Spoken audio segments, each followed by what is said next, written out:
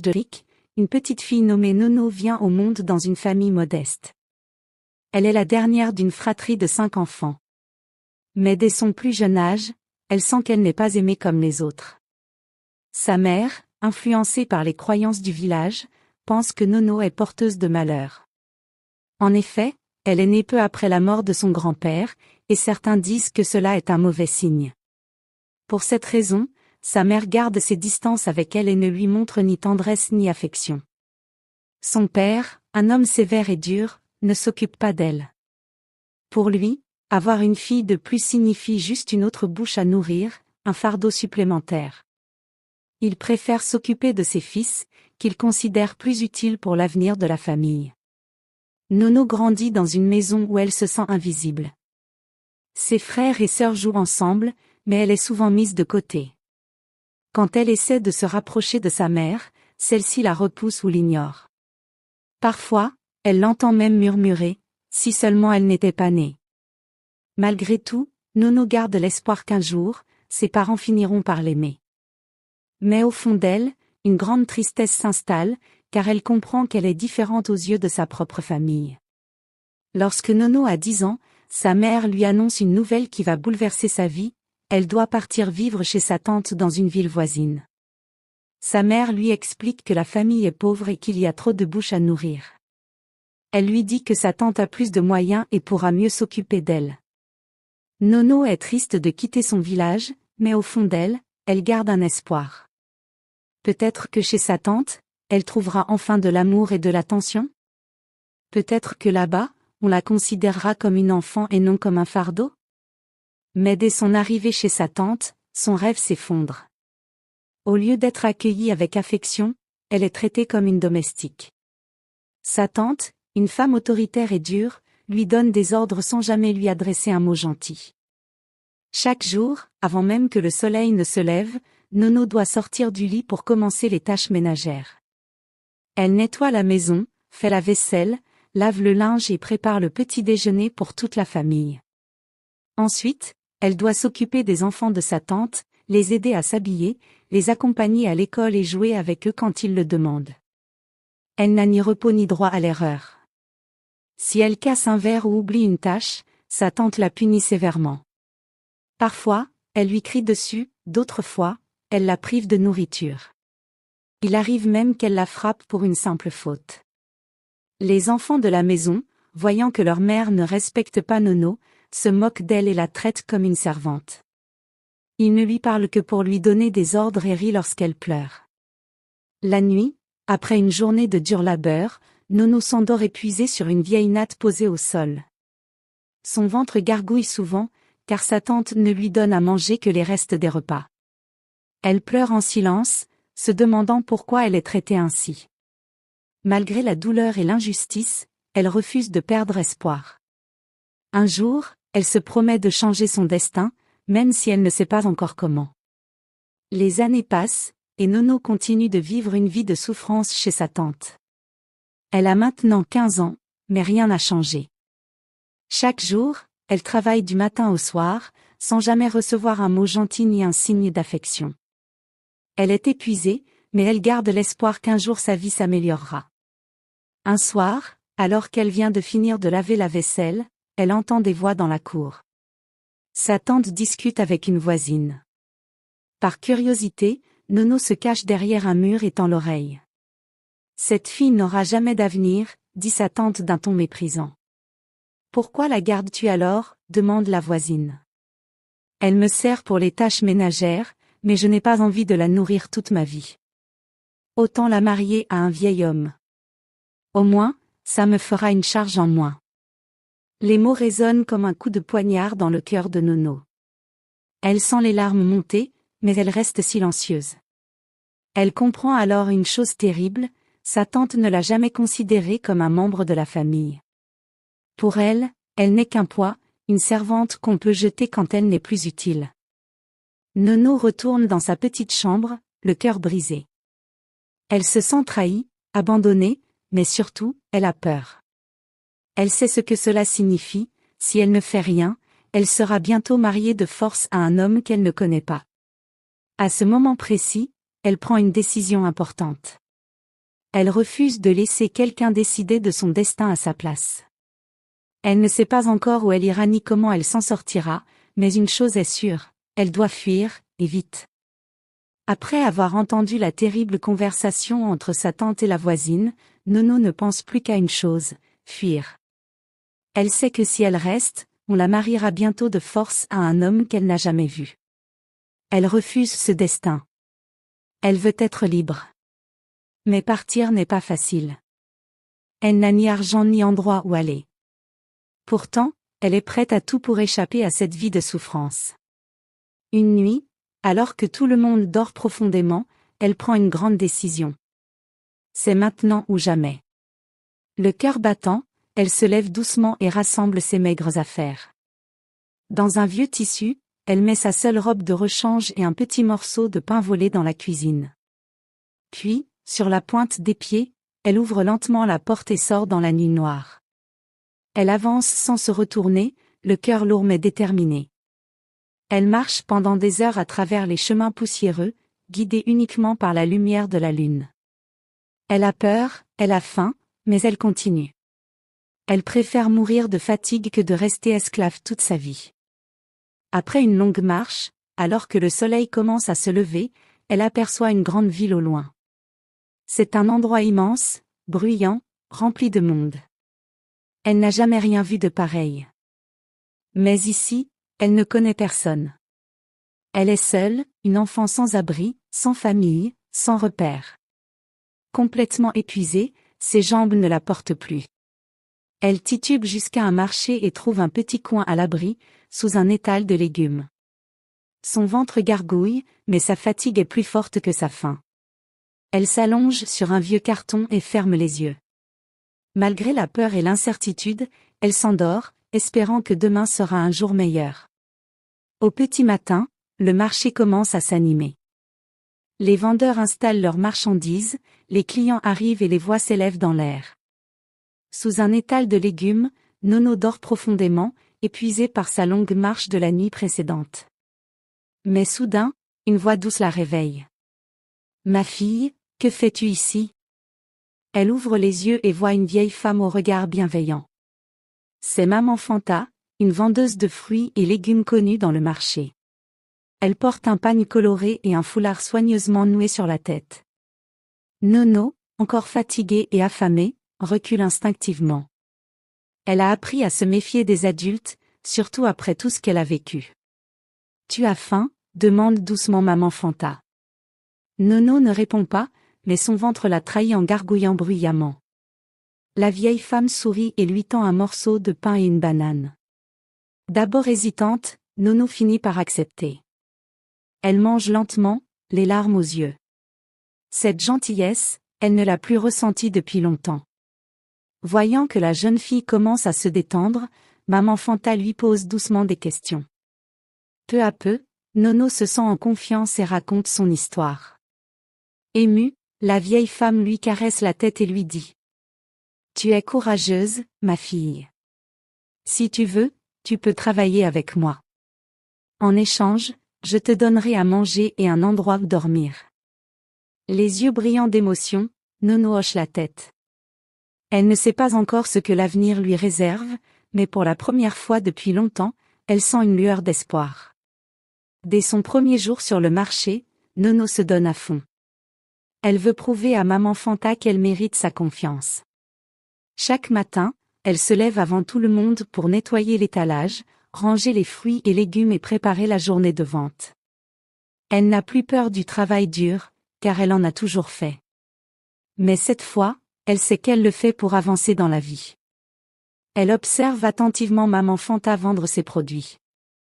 Elle remarque que certains clients regardent les fruits sans acheter, que d'autres choisissent toujours les plus beaux et que quelques-uns négocient sans cesse.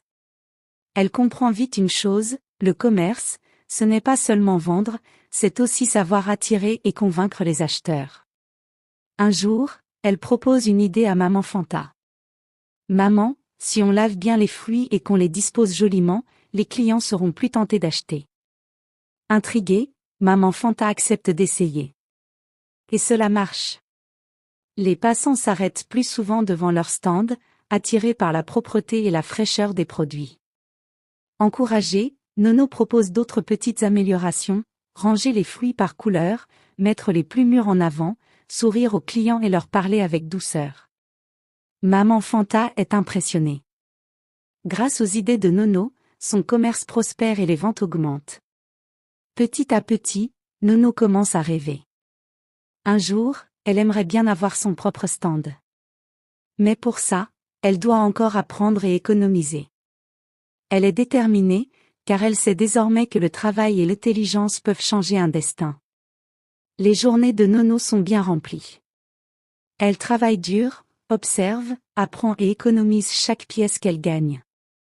Grâce à ses idées, le stand de Maman Fanta attire de plus en plus de clients. Un jour, alors qu'elle est en train de ranger les fruits, un homme élégant s'arrête devant l'étal. Il porte un costume bien repassé et une montre en or qui brille sous le soleil. Il observe Nono avec curiosité pendant qu'elle conseille une cliente avec un sourire sincère. Intrigué, il l'interpelle. « Je viens souvent ici, et à chaque fois, je te vois travailler avec sérieux. Tu es jeune, mais tu sembles très intelligente. » Nono baisse les yeux, un peu intimidée. Personne ne l'a jamais complimenté ainsi. L'homme se présente. « Je m'appelle Monsieur Diarra. Je suis commerçant et j'ai plusieurs magasins en ville. Dis-moi, as-tu été à l'école ?» Nono secoue la tête. Elle n'a jamais eu cette chance. Monsieur Diarra sourit et dit. L'intelligence, c'est bien, mais avec l'éducation, tu pourras aller encore plus loin. Si tu veux, après ton travail, je peux t'apprendre à lire et à écrire. Les yeux de Nono s'illuminent. Elle a toujours rêvé de comprendre les mots écrits sur les pancartes, les journaux et les livres que certains clients tiennent en main. Sans hésiter, elle accepte. Chaque soir, après le marché, elle rejoint Monsieur Diarra. Il lui apprend les lettres, les chiffres, la lecture et l'écriture. Grâce à lui, Nono découvre un nouveau monde. Elle comprend que l'éducation est une clé précieuse pour changer son destin. Les années passent, et Nono ne cesse d'apprendre et de progresser. Grâce à Maman Fanta, elle connaît tous les secrets du commerce. Grâce à Monsieur Diarra, elle sait désormais lire, écrire et compter. Avec chaque pièce qu'elle gagne, elle économise patiemment, refusant de gaspiller son argent. Elle rêve d'indépendance, d'avoir son propre stand, de ne plus dépendre de personne. Le jour de ses 20 ans, après des années de travail acharné, son rêve devient réalité. Avec ses économies et un petit prêt de Maman Fanta, elle achète enfin son propre étal au marché. Mais elle veut se démarquer des autres vendeurs. Elle applique tout ce qu'elle a appris. Elle lave soigneusement ses fruits et légumes pour qu'ils brillent sous le soleil. Elle les range par couleur et par taille pour attirer l'œil des passants. Elle emballe joliment certains produits pour faciliter la vente. Elle accueille chaque client avec un sourire sincère et une parole gentille. Rapidement, les gens remarquent la différence. Son stand est plus propre, mieux organisé et elle traite ses clients avec respect et chaleur. Le bouche à oreille fonctionne. Chaque jour, elle attire plus de monde. Ses clients apprécient sa gentillesse, sa patience et la qualité de ses produits. En quelques mois, son petit stand devient l'un des plus populaires du marché. Nono comprend alors une chose essentielle, le succès ne dépend pas de la richesse de naissance, mais du travail, de l'intelligence et de la persévérance. Après plusieurs mois de succès, Nono réfléchit à une nouvelle façon d'améliorer son commerce. Elle remarque que les prix des fruits et légumes varient beaucoup selon les jours et que les marchands dépendent trop des intermédiaires pour s'approvisionner. Un jour, alors qu'elle discute avec un vieux cultivateur, il lui confie. Les agriculteurs vendent leurs récoltes à bas prix aux revendeurs, qui ensuite les revendent beaucoup plus cher au marché. Ces mots font réfléchir Nono. Pourquoi ne pas acheter directement aux agriculteurs? Elle décide de tenter l'expérience. Avec ses économies, elle loue un petit entrepôt à la sortie de la ville. Elle part ensuite à la rencontre des cultivateurs dans les villages voisins. Vendez-moi vos fruits et légumes directement. Je vous paierai mieux que les intermédiaires, et moi, je pourrai vendre à bon prix au marché. Les agriculteurs acceptent. C'est une victoire pour tout le monde, eux gagnent plus d'argent, et Nono réduit ses coûts. Très vite, son commerce se développe à grande vitesse. D'autres marchands viennent lui acheter directement ses produits, car elle propose des prix plus attractifs. Grâce à cette stratégie, elle triple ses profits en quelques mois. Nono comprend qu'innover et prendre des risques est la clé du succès.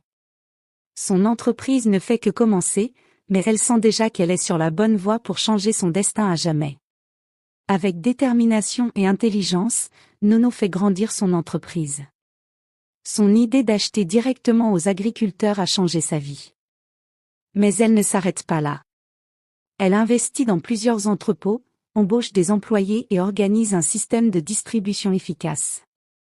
Son entreprise devient le principal fournisseur de fruits et légumes de la région. Un jour, un client lui demande: « Pourquoi ne pas vendre à d'autres pays ? Tes produits sont de qualité. » Cette question lui donne une nouvelle idée, l'import-export. Nono commence à exporter ses produits vers les pays voisins. Elle s'informe, trouve des contacts et négocie des contrats avec des grandes entreprises et des supermarchés. Ses affaires explosent. En quelques années, son entreprise devient une référence dans le commerce agroalimentaire. Son réseau s'étend à plusieurs pays d'Afrique et même à l'international. Les bénéfices augmentent, et elle réinvestit intelligemment. Elle ouvre des fermes, des usines de transformation et des centres de distribution. Moquée et rejetée dans son enfance, elle est maintenant milliardaire. Mais malgré son succès, elle n'oublie jamais d'où elle vient. Elle veut utiliser sa richesse pour aider ceux qui, comme elle autrefois, n'avaient rien. Nono est la preuve vivante qu'avec du travail, de la patience et de l'audace, tout est possible. Nono est maintenant milliardaire, mais elle n'oublie jamais les souffrances de son enfance. Elle se souvient des nuits sans manger, des humiliations, et surtout du manque d'amour et d'éducation. Un jour, en visitant un marché, elle voit une petite fille pieds nus, portant un panier trop lourd pour elle. Cette image lui rappelle son passé, et une idée germe dans son esprit: elle doit aider ceux qui en ont besoin. Elle décide d'investir dans l'éducation en construisant des écoles pour les jeunes filles défavorisées. L'école m'a changé la vie. Si j'ai réussi, c'est grâce à l'apprentissage. Je veux donner cette chance à d'autres filles. Dans ces écoles, les enfants apprennent à lire, écrire et à se former à différents métiers. Mais Nono ne s'arrête pas là. Elle ouvre aussi des orphelinats pour accueillir les enfants abandonnés. Aucun enfant ne devrait grandir seul et sans amour. Grâce à ses actions, des milliers de jeunes retrouvent l'espoir. Les gens l'admirent non seulement pour sa réussite, mais surtout pour son grand cœur. Nono comprend que la vraie richesse ne se mesure pas en argent, mais dans ce qu'on apporte aux autres. Après des années de dur labeur et de succès, Nono décide de retourner dans son village natal. Ce lieu où elle a tant souffert, mais qui a aussi forgé sa détermination. Le jour de son arrivée, le village est en ébullition. Des voitures luxueuses s'arrêtent sur la place principale, attirant les regards curieux. Les habitants n'en croient pas leurs yeux. C'est vraiment Nono ? La petite que tout le monde méprisait ? Les murmures se propagent rapidement. Certains se rappellent la petite fille rejetée, la servante silencieuse de sa tante. D'autres, honteux, baissent les yeux en pensant à la manière dont elle avait été traitée. Sa mère et sa tante, apprenant son retour, accourent vers elle, les larmes aux yeux. « Pardonne-nous, Nono. Nous ne savions pas. » Elle tremble, craignant son rejet, comme elle l'avait jadis rejeté. Nono les regarde avec douceur. Elle ressent encore la douleur de son passé, mais elle sait que cette souffrance a été le moteur de sa réussite. Vous m'avez blessée, mais sans cette souffrance, je ne serais pas devenue celle que je suis aujourd'hui. Sa voix est calme, sans colère, sans vengeance. Elle a pardonné, mais elle n'a pas oublié. Contrairement à ce que certains espéraient, elle ne distribue pas sa richesse à ceux qui l'ont méprisée. Mais elle investit dans son village. Elle fait construire une école, un hôpital et aide les jeunes à trouver du travail. Son objectif n'est pas de donner de l'argent, mais de donner une chance à ceux qui veulent s'en sortir. Ce jour-là, Nono prouve que la vraie réussite ne se mesure pas seulement en richesse, mais en capacité à inspirer et à transformer des vies. Après son retour au village, Nono prend une décision importante. Elle a pardonné à sa mère et à sa tante, mais elle sait qu'elle ne peut pas changer le passé. Ce qu'elle peut faire, en revanche, c'est changer l'avenir des générations à venir. Plutôt que de distribuer sa richesse à ceux qui l'avaient méprisée, elle choisit d'investir dans le village. Elle fait construire une école pour permettre aux jeunes filles et garçons d'apprendre à lire, écrire et développer des compétences pour un meilleur avenir. L'éducation a transformé ma vie. Sans elle, je n'aurais jamais pu réussir. Ensuite, elle finance la construction d'un hôpital afin que personne ne souffre par manque de soins. Elle se souvient des nuits où elle était malade et où personne ne s'occupait d'elle. Elle ne s'arrête pas là. Elle crée des emplois pour les jeunes du village, en ouvrant des fermes, des magasins et des entreprises locales. Elle leur offre la chance qu'elle n'a jamais eue. Rapidement, son histoire se répand partout. Des milliers de jeunes filles s'inspirent de son parcours et comprennent qu'elles aussi peuvent changer leur destin. Nono devient un modèle de courage, de persévérance et de générosité. Elle prouve au monde que le succès ne sert pas à humilier ceux qui nous ont rejetés, mais à élever ceux qui en ont besoin. Je sais que cette histoire nous a tous marqués, alors n'oubliez pas de vous abonner.